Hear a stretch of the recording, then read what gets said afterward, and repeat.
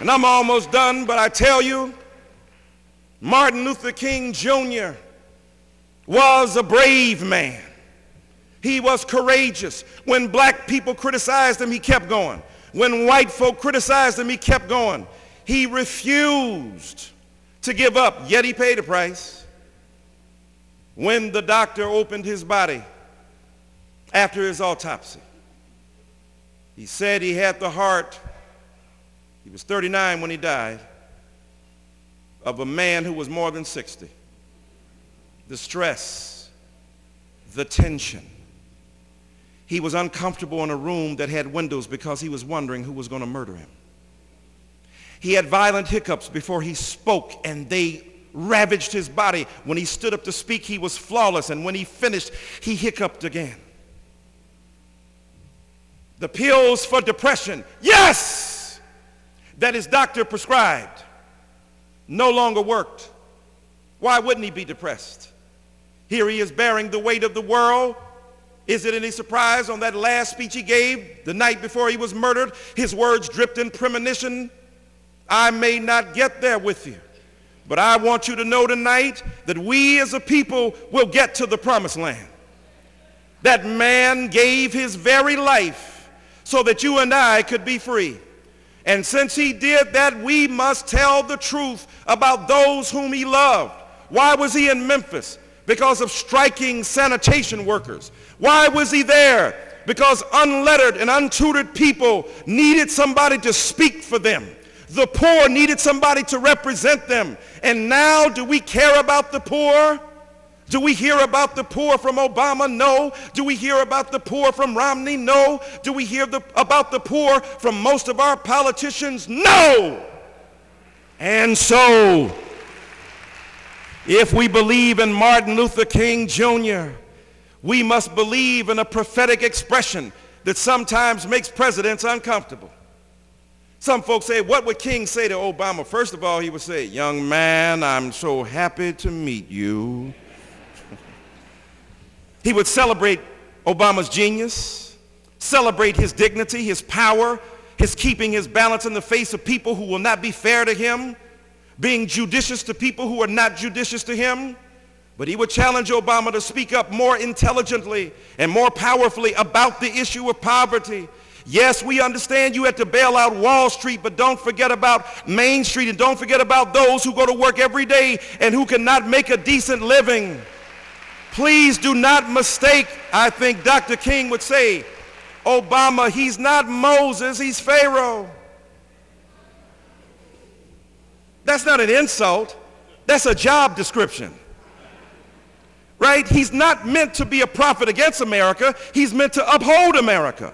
That's his job. Prophets have the luxury and leisure to criticize, but they ain't got to provide a budget for the nation. Obama has to provide a budget for the nation, but he needs to listen to the prophet. And so I say to you, Martin Luther King Jr. would embrace him, would love him, would support him, and would challenge him. None of us can afford to uncritically celebrate anybody. We claimed that was the problem with the other side. Folk whose mothers and daddies believed in white supremacy, and so they didn't want to challenge them. We thought that was wrong. We can't turn around and do the same thing. If you do not challenge Obama, the next president will have a free slate and a free slide and a free walk. Do you want to provide that? No. Nobody should be exempt from criticism. Democrat or Republican, liberal or conservative, centrist or moderate, we are all in this thing together. Why? As I take my seat. Because Martin Luther King Jr. said we are tied together into a single garment of destiny. That means we need each other. We should not demonize each other. We shouldn't beat up on folk. And as I take my seat, that means you got to be uncomfortable sometimes. I go to these black churches and I see black folk who are celebrating Jesus and yet they're homophobic. I'm trying to figure that out. How you going to say God love everybody except the gays? There is no asterisk in the Bible. Now you trying to proof text your way to suggesting God doesn't like gay people? That's your bigotry that you're trying to co-sign with God. Jesus never mentioned a thing about that. Now I'm not saying you can't have a difference of opinion about gay marriage and everything. I'm just amazed gay people even want to get married. Given how heterosexuals done messed it up, y'all want to get married? Y'all got a pass, you ain't even really got to do it, and you trying to get married? Oh, wonderful. And so, my brothers and sisters, I see the same Bible used to justify the inferiority of black people as I take my seat used to try to justify assaults on gay people. I've never seen a church that doesn't take gay money.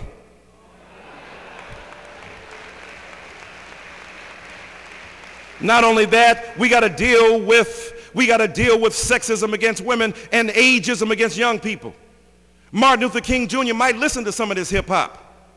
If it's good and insightful, a lot of it is crazy, but a lot of gospel music is insane too.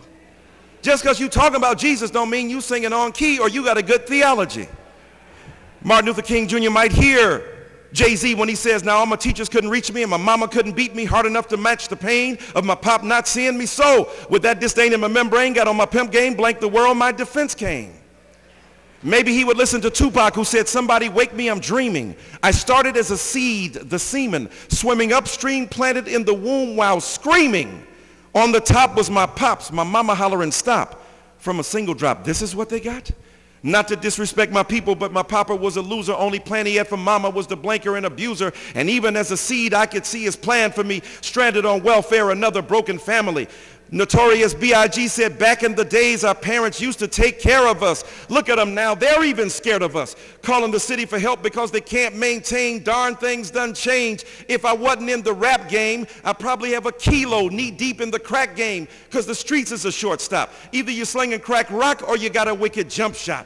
Darn, it's hard being young from the slums, eating 5-cent gums, not knowing where your meal's coming from. What happened to the summertime cookout? Every time I turn around, a brother's being took out. That is a sociological analysis of the forces of oppression and poverty that Martin Luther King Jr. would embrace. We must speak out finally against sexism against women.